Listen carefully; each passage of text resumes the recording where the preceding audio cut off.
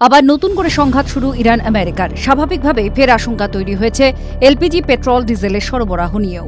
এবার জ্বালানি সংকট দেখা দেবে না তো? আবার দাম বাড়বে না তো?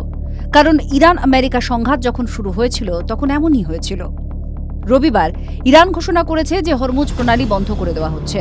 আমেরিকা হামলা চালাতেই পাল্টা জবাবে ইরান মধ্যপ্রাচ্যের একাধিক দেশে হামলা চালিয়েছে মিসাইল আর ড্রোন দিয়ে। এদিকে আমেরিকা পাল্টা দাবি করছে এখনও হরমুজ প্রণালী খোলা রয়েছে। তবে যুদ্ধের মাঝে হরমুজ প্রণালী দিয়ে জাহাজ আসা যে অত্যন্ত ঝুঁকিপূর্ণ তা নতুন করে বলার প্রয়োজন রাখে না। ভারতের তেল ও গ্যাস আমদানিতে প্রভাব পড়বে। এই সংঘাত ভারতের জন্য উদ্বেগের, কারণ দেশের তেল ও জ্বালানির চাহিদার ৮০% আমদানি করা হয় বিদেশ থেকে।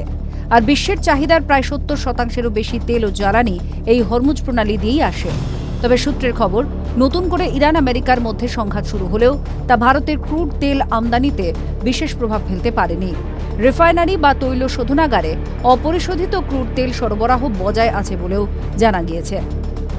আর এখন ভারত কোনো নির্দিষ্ট এক দেশ থেকে নয়, অপরিশোধিত ক্রুড তেল আমদানি করে একাধিক দেশ থেকে। রাশিয়া থেকে একটা বড় অংশ তেল আমদানি করা হয়। এছাড়া সৌদি আরব, সংযুক্ত আরব আমিরশাহী থেকেও তেল আমদানি করা হয়। ভেনেজুয়েলার মতো লাতিন আমেরিকার দেশও বড় তেল ও জ্বালানি সরবরাহকারী হয়ে উঠেছে। গত জুন মাসে ভারতের ক্রুড অয়েল আমদানি ছিল দৈনিক ৪.৯৩ মিলিয়ন ব্যারেল। রাশিয়া থেকে তেল কেনা বাড়িয়েছে ভারত। প্রতিদিন প্রায় ২.৭ মিলিয়ন ব্যারেল আমদানি করা হয়। এলপিজি সংকট দেখা দেবে কি?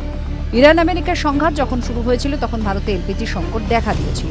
অনেকেই আতঙ্কে বেশি করে এলপিজি সিলিন্ডার কিনে নিয়েছিলেন। বাধ্য হয়ে সরকারকে এলপিজি বন্টন এবং সরবরাহের নিয়ম কঠোর করতে হয়।